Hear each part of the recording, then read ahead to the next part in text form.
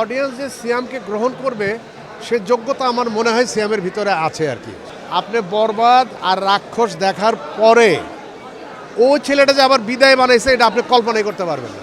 নতুন প্রজন্মের যে ডিরেক্টরগুলা এটা মানে তাদের মেধা, অসাধারণ মেধাবী ডিরেক্টর, সব অসাধারণ মেধাবী ডিরেক্টর। নতুন প্রজন্মের যারা ডিরেক্টর অসাধারণ মেধাবী ডিরেক্টর। আমি নতুন করে ওদের কাছ থেকে আরও শিখছি। ওরা তো বলে আমাদের খুব ভালো লাগতেছে, আগে কেন পাইলাম না। ভবিষ্যৎ হোক নিরাপদ, বিনিয়োগ হোক বিশ্বস্ত, আর আমার পছন্দ সল্ট বে। ওয়েলকাম টু সল্ট বে।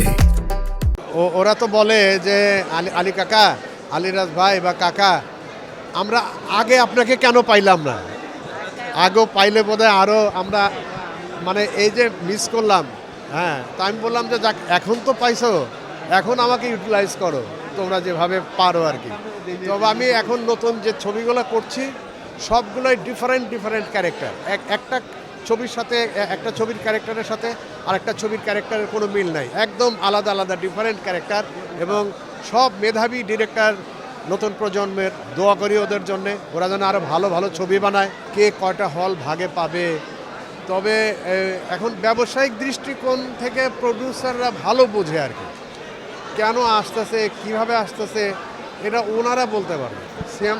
সিয়ামকে আমি আমার এই সন্তানকে যেভাবে দেখি, হ্যাঁ, আমি এই ছবিতেও আমার ছেলের অভিনয় করে রাক্ষসে, তো ঠিক আমি ওইভাবেই দেখছি, ওইভাবেই আমাকে শ্রদ্ধা করছে, তার বাবার মতো করে আমাকে শ্রদ্ধা, ভক্তি এবং অমায়িক ছেলে একটা। প্রথম সারি আর এই দ্বিতীয় তৃতীয় সারি বলবো না, আমি বলবো যে অডিয়েন্স যাকে গ্রহণ করবে, হ্যাঁ, তবে অডিয়েন্স যে সিয়ামকে গ্রহণ করবে সে যোগ্যতা আমার মনে হয় সিয়ামের ভিতরে আছে আর কি। সে যোগ্যতাটা স্ক্রিনের মাধ্যমে সে মানে তুলে ধরার চেষ্টা করছে এবং সে সাকসেস হবে।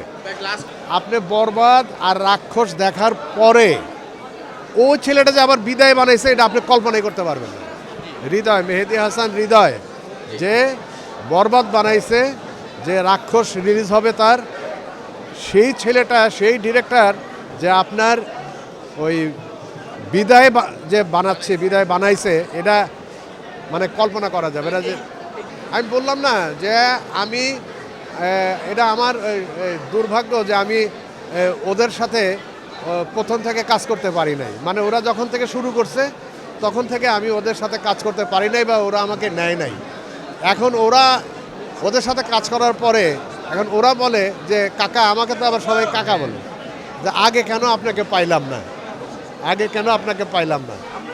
অনেক ভালো লাগছে, আল্লাহর রহমত, অশেষ রহমত যে আমরা সবাই একত্রিত হতে পেরেছি, সবাই মানে সুস্থ আছে এবং দোয়া করি আল্লাহর কাছে, আল্লাহ সবাইকে যেন সুস্থতার মধ্যে রাখেন, সবাইকে ভালো রাখেন, সুখে রাখেন, এটাই কাম্য আর কি।